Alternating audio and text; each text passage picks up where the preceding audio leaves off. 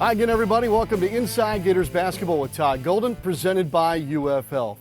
The Gators are coming off of two smashing performances as they smashed Alabama most recently at home to improve to 7-2 in SEC play, and now are in the midst of their bye week before a road matchup against Texas A&M on Saturday night. More about that first-place matchup on Saturday night a little bit later. Coach, first up, the one game to review. What a performance by the Gators in a dominant win over Alabama. Yeah, it was, first of all, a great opportunity for our team, playing on a Sunday on national television, ABC, when there was no football and no other college games, a great opportunity for us to show nationally, the growth we've had over the last month of the season. And, I feel like our team's rounding into form. And I thought for 40 minutes against Alabama, we did a great job imposing our will against our opponent. Coach, numbers like this is imposing will. 72 points in the paint, dominate in points off of turnovers, only commit 2 turnovers in the process, eventually win the rebound battle, and, of course, then allow your bigs to be super special again. More on Ruben Chinyelu and Alex Condon in a moment. But when you talk about the way that your team dominated in those categories, how did that come to be? Well, the word you used is process. I think that was a great example of the way we think of basketball. The way we believe our team can play our best is through our processes and letting the results fall where they may. We did a great job limiting what they wanted and catch and shoot threes early in the game, took them out of their rhythm. I thought at the end of the first half, beginning of the second half, we played probably our best 8-minute defensive stretch of the season, which allowed us to get that game from a back and forth shot-making contest to allow us to run out to a 20-3 run. That put us up 17 or whatever that may be. And we knew that we had an advantage in the paint, and that if we did what we could to get tight catches and physical finishes playing off 2 feet, that it would be tough for them to prevent us from making those baskets. And our guards did a great job finding our bigs in those areas, and our bigs did a great job of capitalizing and finishing those possessions. Coach, Alabama likes to play a very certain style of basketball, and as a result of that, they make about 12.4 three-pointers per game. You kept them off that mark. How'd you do it? Well, I think one way to stymie their ability to get catch and shoot threes is to switch, and I thought we did a really good job of that for portions of the game. Our ball screen coverages, when you switch, you prevent yourself from getting in rotations and having to, cover up different penetrations that lead to throw out threes. So we did a good job that way. And we did a really good job on the scout. We made it very clear to our team which guys in particular we did not want to give up any threes to, whether it was off the bounce or catch and shoot. And there were some guys that we would live with some off the bounce threes, and to a man, our guys did a great job of sticking to those coverages. In a switching defense, sometimes I'll say on the broadcast they're switching 1 through 5, and I felt like with this group, in a lot of ways, Coach, that's doable. I'm a firm believer now after watching Ruben Chinyelu switch 1 through 5 and end up guarding guards and multiple guards sometimes in the same possession. Yeah, it's one of the best parts of our team is our ability to defend different ways. And Ruben is more than capable of guarding a ball screen by hard hedging. He's more than capable of dropping and protecting the rim.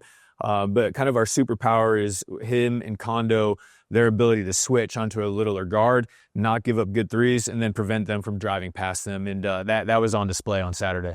Ruben Chinyelu is a National Player of the Week. He picked up his 13th double-double, and again, he exceeded 15 rebounds in a game for the Gators. Coach, he's putting together a string now that some will say he's making himself a place at the next level with the way that he's played. Consistency is an important thing, especially for bigs. Yep. Why has Ruben been more consistent here in the last month? Well, I think it's just that old school example of a guy getting better, as his career goes on and he gets more comfortable. Ruben, picked up basketball a little late. You saw a lot of the great fundamentals of his game shown as he came up through high school and then into his first year at Washington State. But he's done a great job of really expanding his offensive game over this last year with his balance, his footwork, his touch around the rim, his free throw shooting has made a massive jump. And just a guy that's a lot more comfortable now because he's been through a lot of these situations, whether it's being double teamed in the post, obviously teams try to play very physical with him because he does that to them. And, he's done a great job all year for us. Coach, Alex Condon was a co-SEC Player of the Week. He put 25 on the board and crooked numbers across his box score. it felt in some ways like Condon put it all together for the first time this season. Not that he hasn't played great games this season, but this seemed to be the most complete. It was. I mean, he what you said exactly right. He's had a great year. Hasn't shot the ball as well as he would like or that we hope, but every other part of his game has been really, really good. And I thought on Sunday, he did a great job of taking what the defense gave him. They weren't pressuring him at times. He would just drive it and Barkley in the post and put it in the basket. He did a great job getting to those 2- and 3-man games where he works as that kind of middle of the floor playmaking hub and getting our guard shots. Was on the glass, 2 steals, 2 blocks, I believe. I don't think he had a turnover. He played about as efficient of a game as you could ask for. Coach, evaluate your guards in this last game. I thought Boogie Flam was the best guard on the floor. He had, I think, 16 points, 8 assists and 8 steals, which was a big part of our offensive efficiency, getting those steals and allowing us to run out for dunks and catch and shoot threes. Did a great job on a great player, LeBaron Phelan, preventing him from having an efficient night, creating opportunities for the rest of our team. And, X and Irby did what they needed to do, hit some timely shots, kept us in our offense, and did a good job on the defensive end.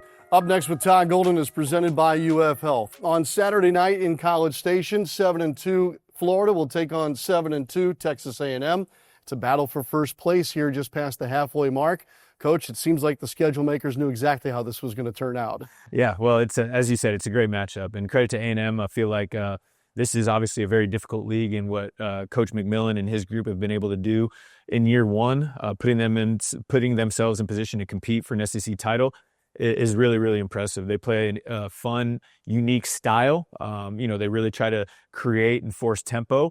And this is going to be a game, a battle of wills of sorts. So we want to control tempo and want to make them guard us in the half court. They're going to want to speed the game up and get it flying up and down. And I think whichever team can control that tempo to the best of their ability is going to give themselves the best chance to win. Coach, what exactly is buckyball? Buckyball, it's a unique style of basketball. They really try to make you uncomfortable on the offensive end right when you inbound the ball. And they're trying to pressure you, not let you get comfortable, try to get steals, make you turn the ball over when you're not organized, and then you feel like, all right, you get it in, you're good, and then they run another trap at you, and they're going to try to bother you and not allow you to run your half-court offense once you get in the front court with different switching man and zone defenses.